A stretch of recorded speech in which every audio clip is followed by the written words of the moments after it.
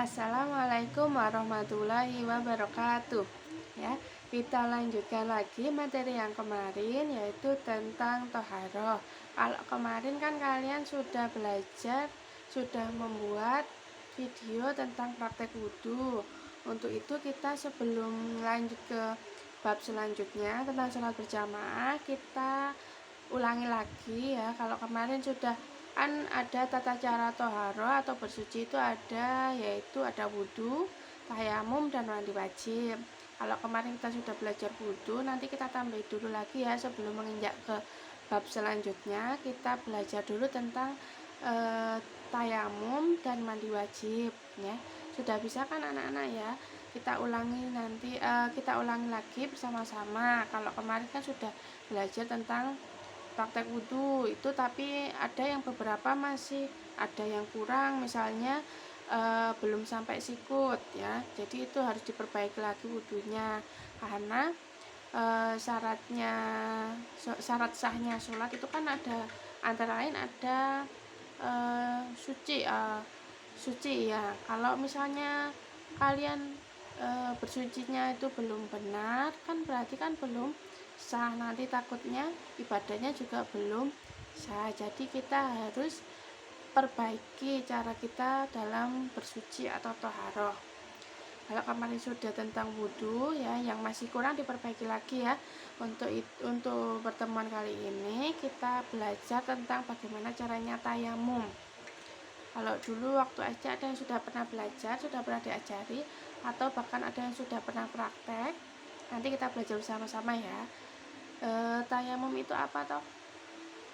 Tayamum itu gantinya wudhu ya, tidak pakai air tapi pakai debu. Kalau misalnya bisa dilakukan tayamum, misalnya kalau tidak ditemukan air, kemana-mana sudah cari kemana-mana nggak ada air, terus bisa juga karena misalnya sakit parah, kalau kena air nanti tambah parah, itu juga bisa.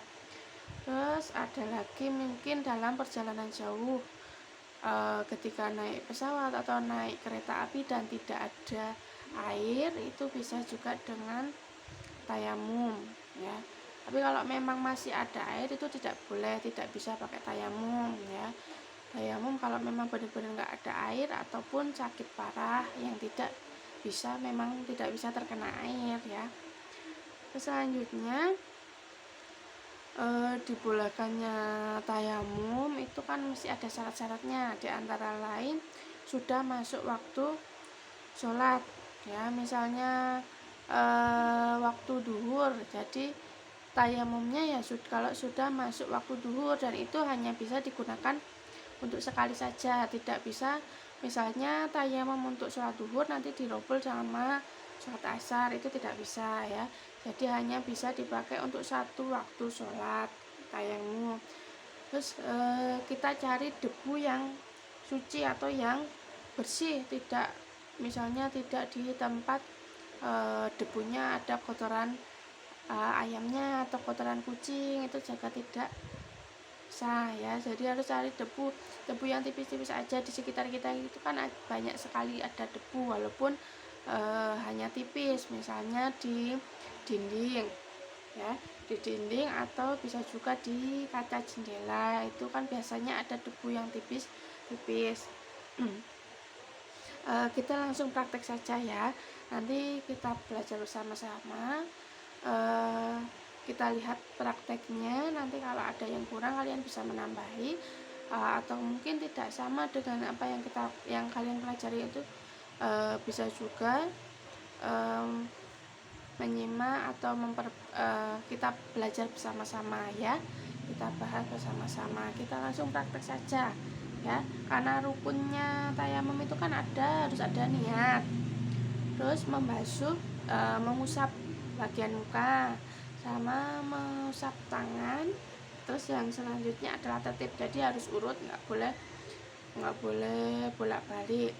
Terus beda dengan wudhu, misalnya wudhu kan pakai kumur-kumur, pakai membasuh muka, telinga, dan lain sebagainya. Kalau tayamum tidak, itu hanya wajah sama tangan ya. Kita langsung praktek saja.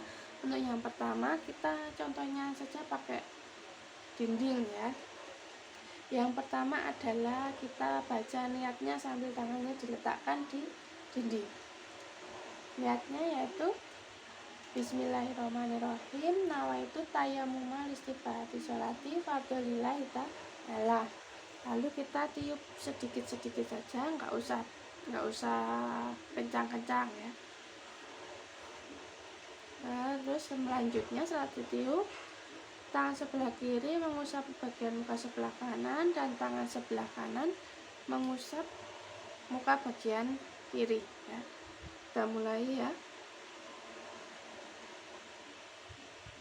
Terus gantian. Selanjutnya kita letakkan lagi tapi di tempat yang berbeda, jangan yang sama dengan yang tadi. Kita tiup lagi. Terus tangan kiri kita usapkan dari punggung tangan kanan ya sampai sikut. Terus ke sini jangan sampai menyentuh telapak tangan yang sebelah kanan karena tadi kan masih ada debunya, belum dipakai ya. Selanjutnya gantian. Baru setelah itu terakhir ketemu sampai di telapak tangan bagian tadi yang belum terkena debu tadi ya.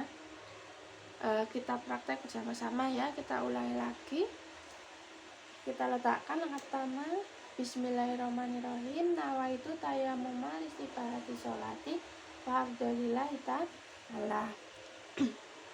Kemudian ditiup tangan sebelah kiri ke muka atau wajah sebelah kanan. Selanjutnya letakkan lagi. Lalu tangan sebelah kiri ke tangan sebelah kanan. Sampai sini saja. Dan selesai.